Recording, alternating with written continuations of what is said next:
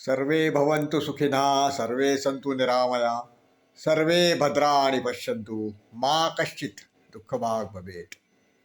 सब सुखी हो, सबके जीवन में आनंद हो, किसी को भी अभाव का, किसी को भी रोग का सामना न करना पड़े, सबका जीवन निरामय हो, किसी की आंखें दुख दारिद्र्य और रोग न देखे, कष्ट न देखे।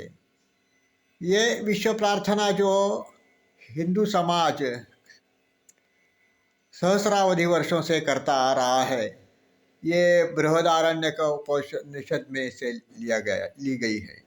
बृहदारण्यक उपनिषद जो एक प्राचीन अपने सांस्कृतिक जो धरोहर है, उसका बहुत अत्यंत सुंदर उदाहरण है। ये सबसे बड़ा और कठिन ऐसा उपनिषद है जिसमें ज्ञान, विज्ञान और धर्म के बारे में अति सूक्ष्म चर्चा की गई है और जीव का ब्रह्म से जो नाता है उसके संबंध में अत्यंत विस्तृत और गहन विचार विमर्श किया गया है।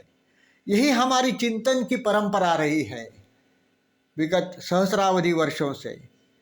जो सनातन वैदिक हिंदू धर्म है, जिसको धर्म कहते, धर्म भी नहीं कह सकते, इसको एक व्यवस्था है यार। इस व्यवस्था के अंतर्गत जो भी आए हैं उनको एक नया दृष्टिकोण मिल गया है, एक दृष्टि मिल गई है। और इसके प्रभाव में जो भी विदेशी आए हैं, अभी 19वीं 20वीं और 21वीं सदी की जो बात हम लोग कहते हैं, तो उसमें सभी को उससे आनंद और शांति मिल गई है।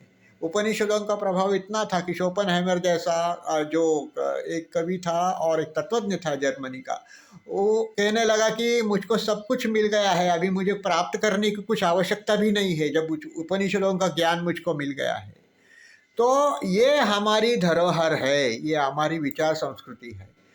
और इसकी तुलना में हम लोग जब कहते हैं कि सभी धर्म समान है, तो इसको एक विकृत धारणा के अंतर्गत ही ये कहा जाता है।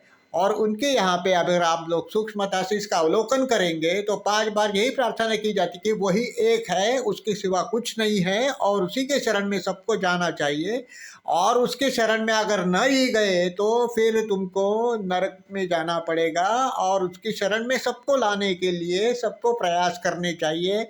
ये 5 बार सतत रूप से सहस्रावधि वर्षों से दोहराया जा रहा है। फिर भी हम कैसे कह सकते हैं कि सबका भला हो, सबका कल्याण हो, सबका मंगल हो? ऐसा चिंतन करने वाली एक व्यवस्था और ये व्यवस्था समान है, ऐसा कहना एक विकृति है। और इस विकृति से हिंदू समाज को दूर करना पड़ेगा। अगर हमारा स्वयं का जो सर्वश्रेष्ठ भाव है वो अगर जगाना है, टिकाना है, और सर्व विश्व को समाधान देना है, तो इस भाव को जगाना पड़ेगा। और अपना जो महत्व है वो स्थापित करने के लिए भी सामर्थ्य की बहुत नितांत आवश्यकता है, स्वाभिमान की आवश्यकता है और आत्मश्रद्धा की आवश्यकता है।